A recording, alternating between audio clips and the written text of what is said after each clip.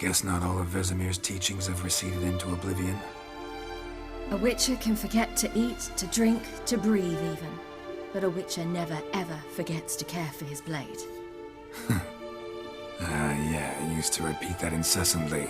Never tired of doing it either. What creature was it? Huh?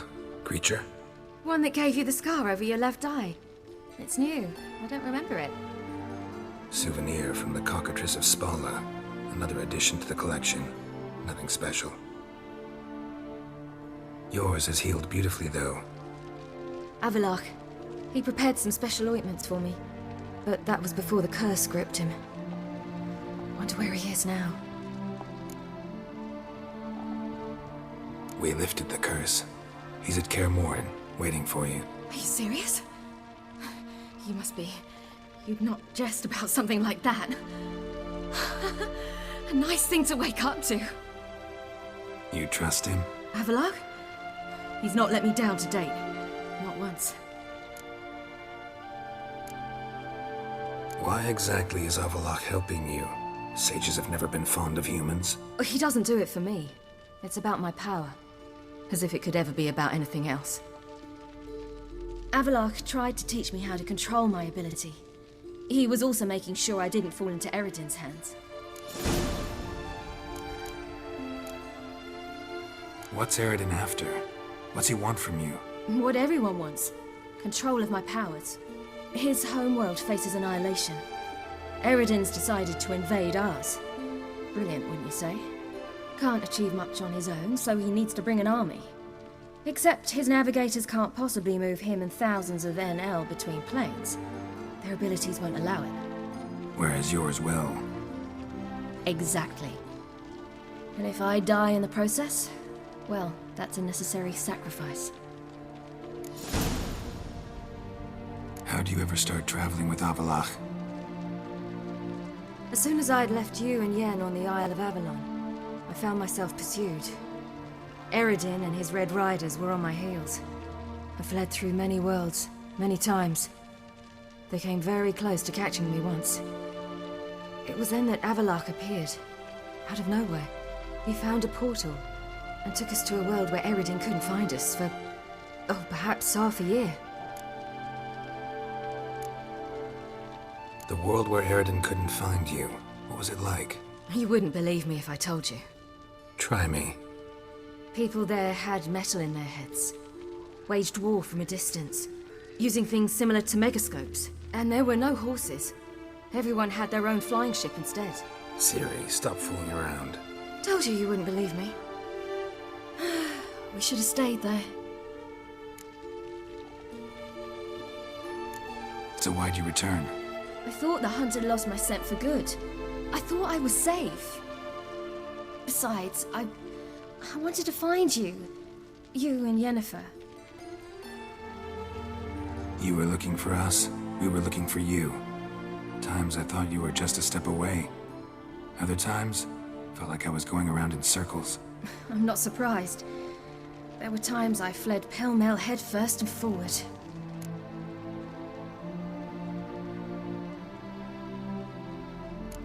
So tell me how it happened, step by step. Eredin located us mere moments after we landed on Ard Skellig. Soon after, he and his riders surrounded us. I thought it was over, the end. Turned out Eredin had other plans. He produced the phylactery, uncorked it.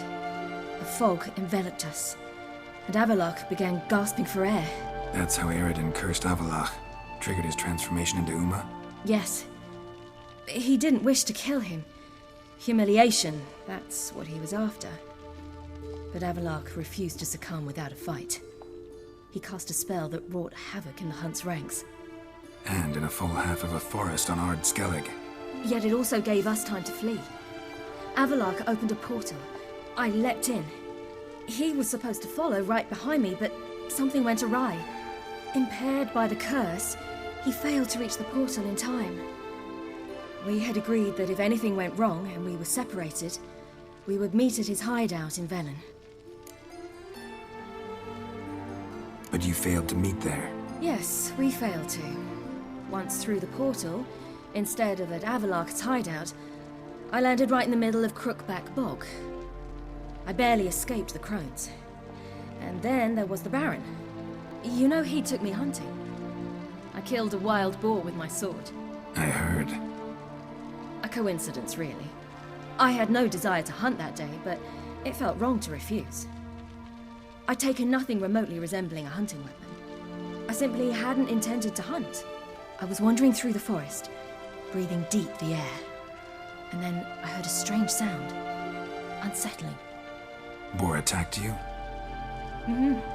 Big as a bison, and lumbering straight at me.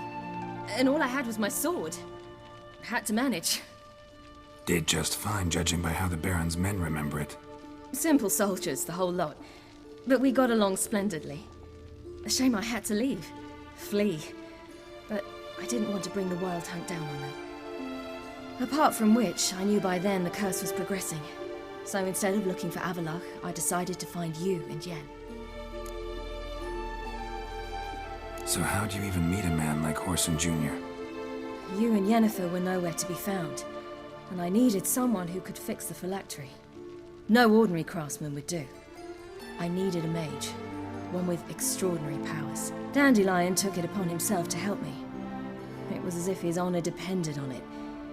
He arranged a meeting with a mage, but it proved a trap set by the Temple Guard. Failed to mention that. Probably didn't want to worry you. Later, we learned the Guard did that sort of thing regularly, in the hope of nabbing anyone who collaborated with mages. We needed to find another way. That was clear. Then Dandelion said he knew a man who owned a piece of Novigrad, as he put it, could do more than others. He was certain to know someone who could fix the phylactery. Whoreson Jr. I suspected it might not be the best idea, but I was desperate. I had no choice. You suspected right. Whoreson was not the ideal partner in crime. Damned simpleton got it in his head that we cheated him and kidnapped Dudu. Who you promptly freed only to have to flee to Temple Isle. Great idea. We hadn't planned it. Had no time to consider. We just bolted. I didn't even realize the guardsmen were driving me into a trap. Suddenly there I was, and I knew I had to disappear. At once. And that's when you landed back in Skellige. The shore of Hindisfjord. The first pleasant place that came to mind. Hjalmar and I used to swim there. Wait, so you actually wound up there by accident? I thought you and Avallac'h had arranged something. No, he simply sensed me use my power. Just as Eredin can sense where I am, where I travel. In fact, Eredin arrived soon after I did. His riders in tow. Once again, things happened quickly. Lofoten, the hunt's attack, my flight. And then, dreams. Just dreams.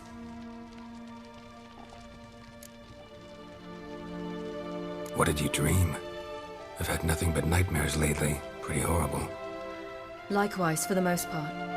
In one, a monster grown from a stillborn child chased you.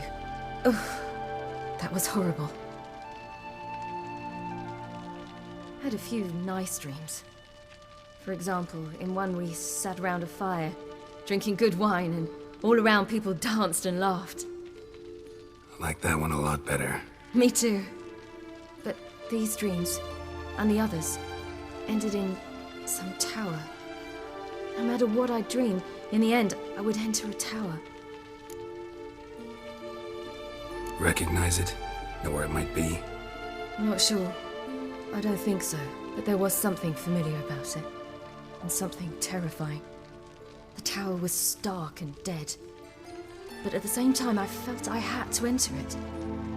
Did you? No. Dreams all ended with me searching for the entrance.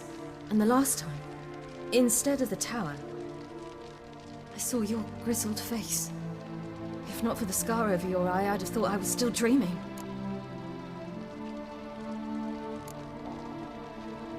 I was afraid you were dead. Found some dwarves here. Said they'd try to wake you, but you were cold as ice and you weren't breathing.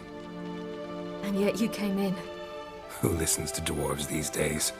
Speaking of which, they're probably getting antsy. We should go. Got a boat on the beach. Once we land, we'll head for Kaer Morhen, on horseback. Right. Conventional means of travel. They're just better. Though a portal would be quicker. And draw Eredin to us immediately. Rather not risk it. Besides, I hate portals.